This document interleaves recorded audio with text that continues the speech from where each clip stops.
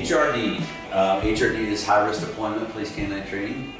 It's a company that Ted and I and 2 other folks own together. And we go around the country and we teach scenario-based training for canines. What scenario-based training is and what it isn't. The big difference with us is we don't just go and put you through a bunch of scenarios. We teach you how to do scenarios, how to build them as a trainer or a person that wants to be a trainer or wants to help. We're just trying to get guys to think outside the box with the dogs. But it's been extremely successful. I mean, we've had, we did the math the other day. In 10 months, we've been in front of 170 teams from 22 states. Wow. So we've been busy for sure. So what the role of training plays is, I'll go back to personal experience. I worked a dog on the street in my department that was good at training. But when we hit the road for 3 years, she wouldn't bite anybody. And I worked in a very busy department, a very busy canine unit. And what it did was it put my life in danger, is what it did. And so when we were at training, we didn't know how to fix it. So the training can be the difference in life or death. It really can. I'm chasing a guy down, tackling him because she didn't bite him. And then him and I are going to fisticuffs and fighting, and she's over here running around, licking me, getting in the way, stepping over us, stepping on top of us, kind of being just generally endangering me. And then I got to deal with her and worry about her. And I'm telling you, I didn't invent it. There's a ton of guys that are dealing with this stuff. So the training from that perspective alone is so important. And you have to be getting better all the time. I mean, if you can't, even dogs can get stagnant and used to things. Like for instance, we're here in Cincinnati, and I say this at the end of every HRD. My concern for law enforcement is only for canine. It's not that I don't appreciate detectives or admins or whoever, but my sole focus, our sole focus, is canine and on those officers.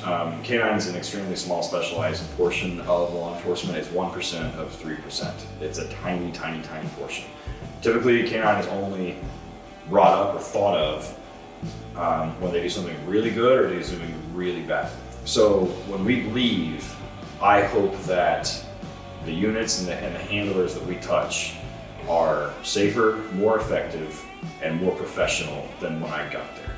Yeah, and I believe one of the things that we do, man, is we come in and we get into training groups that are kind of stagnant.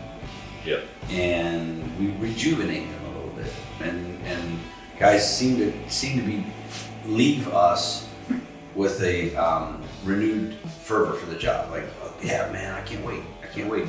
Because otherwise what happens is they get into the same rut and routine at training and they don't like it much. You know? Working Dog Radio is workingdogradio.com is the website.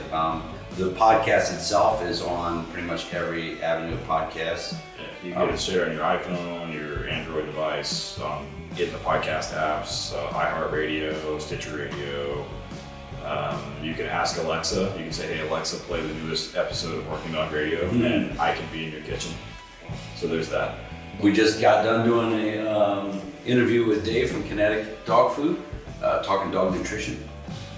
We've had vet care stuff, training we talk about. We've had military working dog guys telling stories. A lot of stories seem to be really good. We've talked about guys that have lost dogs, guys that have great like inspirational stories. We kind of run the gamut. We can get into some science on there sometimes, and we're just too stiffs that hold leash or get bit. So we bring on people to talk about a lot of this stuff. Yeah, and I mean we chose to focus on the working dog. So and I'd say working dog and it's not just police dogs, it's sport dogs.